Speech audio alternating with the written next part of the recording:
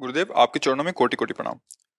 महाराज जी, मैं दिल्ली विश्वविद्यालय में राजनीतिक विज्ञान की तृतीय वर्ष की छात्रा हूँ और दिल्ली रहकर पढ़ाई करती हूँ। महाराज श्री, मैं आपका सत्संग यूट्यूब के माध्यम से पिछले 1 वर्ष से सुन रही हूँ तथा नवंबर से ही श्री राधा नाम का भी जप कर रही हूँ, परंतु स्थान परिवर्तन के साथ साथ तथा कुछ अन्य कारणों से भी मेरा नाम जब बीच बीच में छूट जाता है और मन भी बहुत भटकना लगता है। महाराज जी, ऐसा क्या उपाय करूं जिससे। केवल अभ्यास,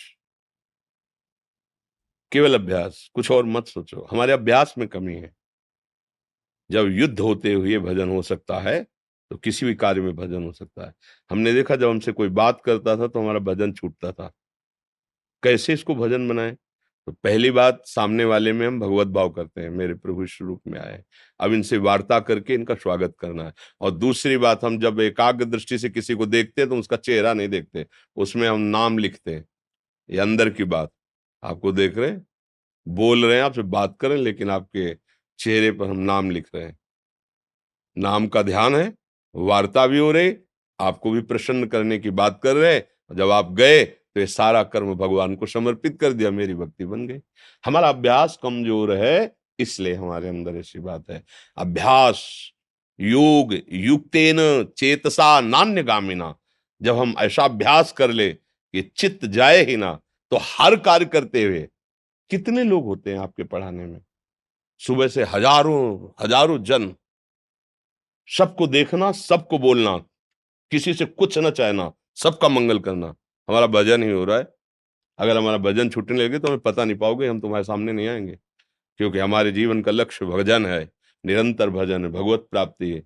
आज या कल जाना ही है, जब जाना है तो हमें अपने मालिक को प्राप्त करना है। अगर हमारा भजन बाधित हो जाए तो हम 1 मिनट भी आपसे नहीं मिलेंगे, हमें हमारे ईश्वर के द्वारा भरण पोषण हो। तो वही बात, आप कितने लोगों को पढ़ाते हैं, कहाँ कहाँ जाना होता है, यहाँ कितने लोग आते हैं। हम इसलिए कह रहे हैं कि प्रमाण के साथ बोले तो बात समझ में आएगी ना।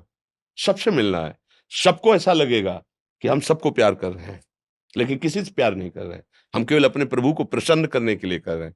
और सबको जिस पर हमारी दृष्टि गई, हम वहां नाम देख रहे हैं, उसका रूप नहीं। दोबारा वो मिले तो हम नहीं पहचान पाए, क्योंकि हमने देखा ही नहीं, हमने उसके रूप को देखा जो सब जगह समाया हुआ है, और उसके नाम को पढ़ा जिसका जो हमारा जीवन है, हम इसे देख रहे हैं।